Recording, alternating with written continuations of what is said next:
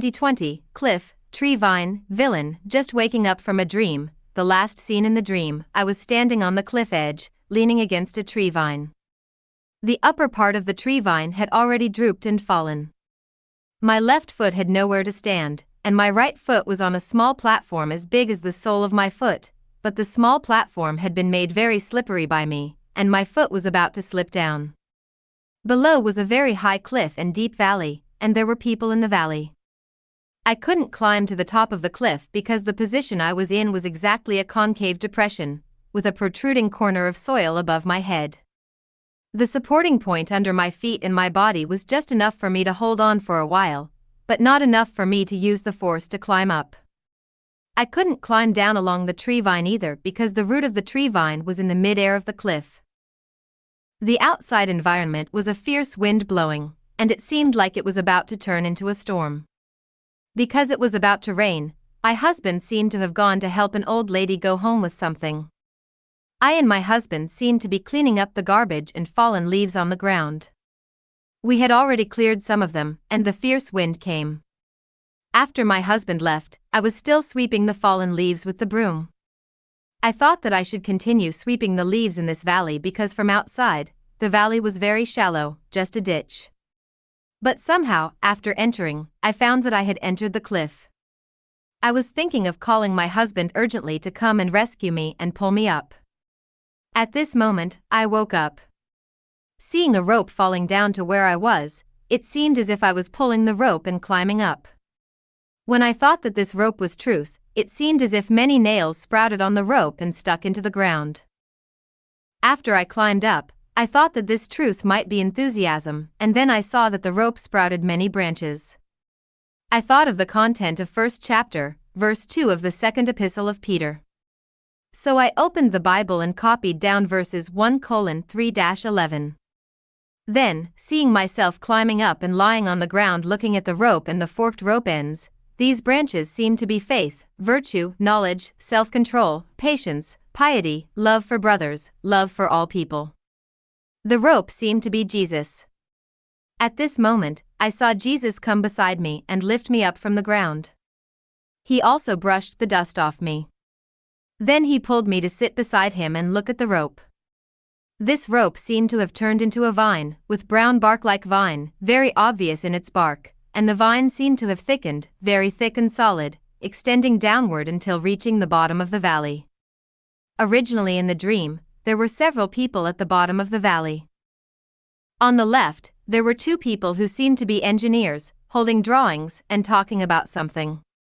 One of them saw me stuck on the cliff and looked up at me, then without any reaction, lowered his head and continued their discussion. My husband was also from the middle of the valley to send that old woman home, as if seeing their figures. The valley seemed to have other people as well.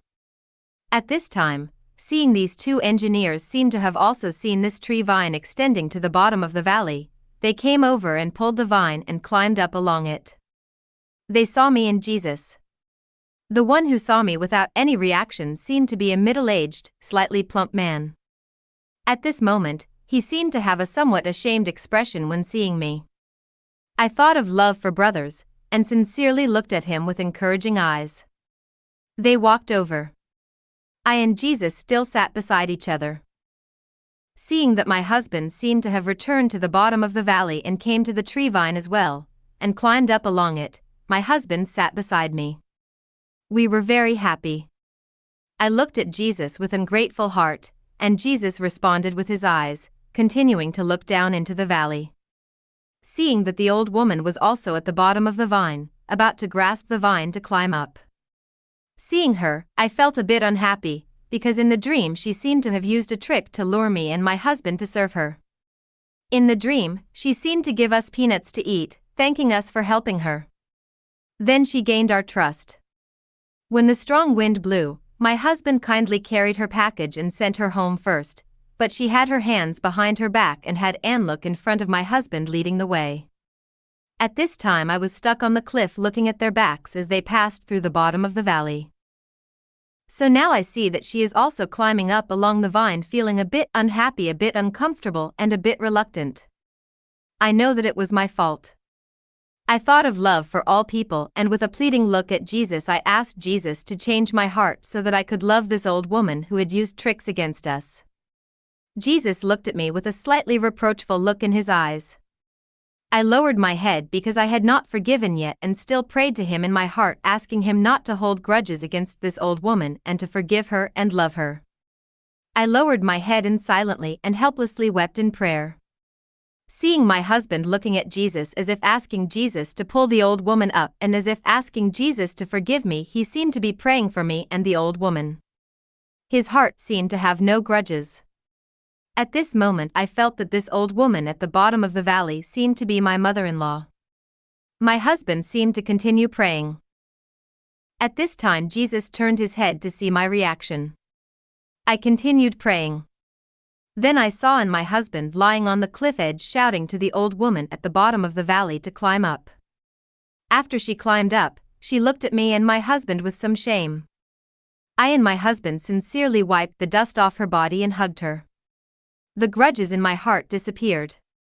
I embraced her and silently blessed her. Then she walked away. The atmosphere became pleasant and relaxed. Jesus, I and my husband sat on the cliff edge and continued to wait for someone to climb up to the bottom of the valley. 2 or 3 shepherds also climbed up along the vines and walked over. Whenever someone climbed up, I and Jesus were particularly happy. Another dirty little boy also climbed up along the vines. He was about 5 or 6 years old. His face and body were dirty. But I liked him very much. I looked at Jesus and wanted to wash him. Jesus took out a white towel and wiped his face. His movements were very gentle and careful, as if he had deep love for the little boy, just like a father for his naughty and running around little son. He wiped his face and clothes for the boy, and the boy became very clean and obedient.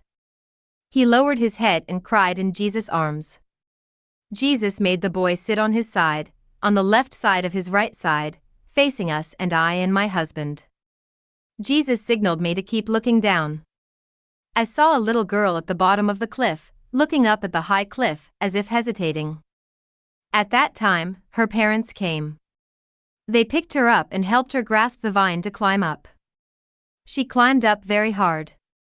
Her parents were watching her below, constantly encouraging her. She finally climbed up. Jesus stood up to welcome her and wiped the dust off her. He made her sit on his side, on the left side.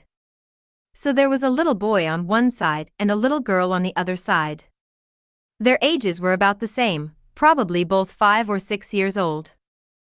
Then the boy and the girl seemed to have grown a little, about 10 years old. The parents of the girl also climbed up. They walked over. I and my husband, Jesus, the little boy and the little girl still sat on the cliff edge waiting for someone to climb up. People kept climbing up and walking over.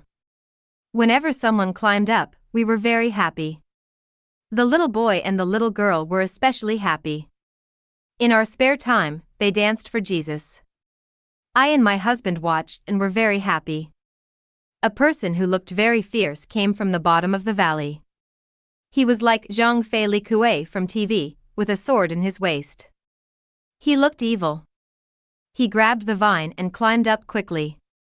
He saw us 5 and disdainfully mumbled a word. He took the sword and reached out to cut the vine. We were not afraid and did not hate him. There were still many people queuing up to climb up at the bottom, but the vine was broken. They looked up. Then, that fierce man reached out and cut my husband's head. My husband's body became a new vine extending to the bottom of the valley. People climbed up along the new vine. I lay on the cliff edge watching people grasping the cut new vine and crying. I wasn't crying for my husband, but for the people who fell down. Then I saw myself become a new vine. I held Jesus with one hand and the person from the bottom with the other as I climbed up with them. That fierce man still did not stop. He reached out and cut the arm I was holding Jesus with.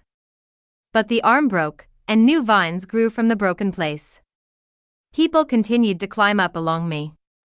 It seemed that I was standing on the cliff encouraging and shouting at people to climb up. One by one, they climbed up and greeted Jesus and walked over. That evil man stood aside looking. He could not cut my arm. People kept passing by him, as if they couldn't see him or he didn't exist. After a while, that evil man did not stop. He grabbed the little boy and the little girl to threaten me to let go of the people at the bottom. I looked at them. I loved them very much.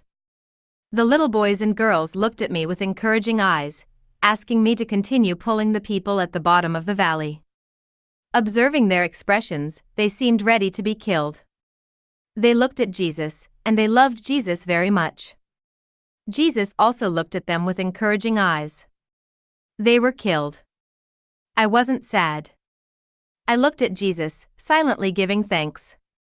I turned back and shouted to the people at the bottom of the valley, "Come up, come up." More people came one after another, grasping the vines and climbing up. People climbed up in a queue-like manner. I looked at Jesus and smiled. When the last person climbed up, the vine contracted by itself, and I changed back to my original form. The evil man fell off the cliff and landed at the bottom of the valley. I wanted to hold him, but I failed. I looked at Jesus with deep regret in my heart. Only I and Jesus were left sitting on the cliff edge. I thought of my husband and the little boys and girls. Jesus looked at me with a profound and insightful gaze. He knew there was something lost inside me. I saw the figure of my husband holding the little boy and the little girl in his hands in the clouds above the direction they had walked. They seemed to be looking back at me and saying, "Come on." I stood up with Jesus and left the cliff edge, heading towards the direction where the people were walking. February 4th, 2020 morning, the case file unfolds. The ascending procession arrives. It seems to have returned to the vision on January 31st, seeing the angelic procession in the sky. They blew the trumpets, still in the previous direction, seemingly towards the east. This time, the trumpets were not placed parallelly but tilted upwards at about 45 degrees. On the ground, Sister A was on the right of Jesus, and I was on the left of Jesus. We still looked like children. The direction we were facing was consistent with the procession in the sky. The procession in the sky was on the right side of us. Opposite us, the previous procession had already ascended and disappeared. Behind the empty space where the procession was, people who were discussing the procession were still standing. They were still discussing, seemingly more intensely. They seemed to only know the disappearing procession but couldn't see Jesus, Sister A, me, or the angelic procession. Another tall heavenly general was seen. He knelt in front of Jesus and faced the same direction as me. The angelic procession blew the trumpets more intensely, louder, and more urgently. The people discussing opposite us became more and more, forming a procession. But the position at the front of them remained unchanged, as if there was an invisible boundary. After the kneeling procession disappeared, there was an empty space, and this empty space remained, as if there was also a boundary. More people came, jostling and crowding, increasing in number. The boundary stretched, and the number couldn't keep up. Only the mass of heads was seen, as if they were chattering and discussing the disappearance of the kneeling procession. Among the crowd, people's emotions were high, and some seemed to collapse, and some were hysterical. Jesus, Sister A, and I quietly watched the state of the crowd, feeling the sadness in our hearts, as if it was caused by the pity for the state of the crowd. We seemed to cry. The angelic procession in the sky blew the trumpets even louder, more compactly, and longer. In the upper part of the angelic procession, higher up, it seemed that a glorious throne appeared. The opposite crowd seemed to see these two heavenly armies. They froze in astonishment. The kneeling heavenly army seemed to stand up, standing between heaven and earth. The upper part of the angelic procession seemed to reveal a throne of glory. The opposite crowd seemed to change from astonishment to panic and fear. They trembled due to fear and knelt down, their faces pressed to the ground. Jesus, Sister A, and I seemed still to be crying for the state of the crowd. There seemed to be a case file unfolding in front of the throne. The opposite kneeling crowd seemed to be trembling on the ground. The disappearing procession seemed to have reappeared. the entire procession kneeling posture falling from above to the original position on the ground. They still knelt devoutly, as if they were worshipping.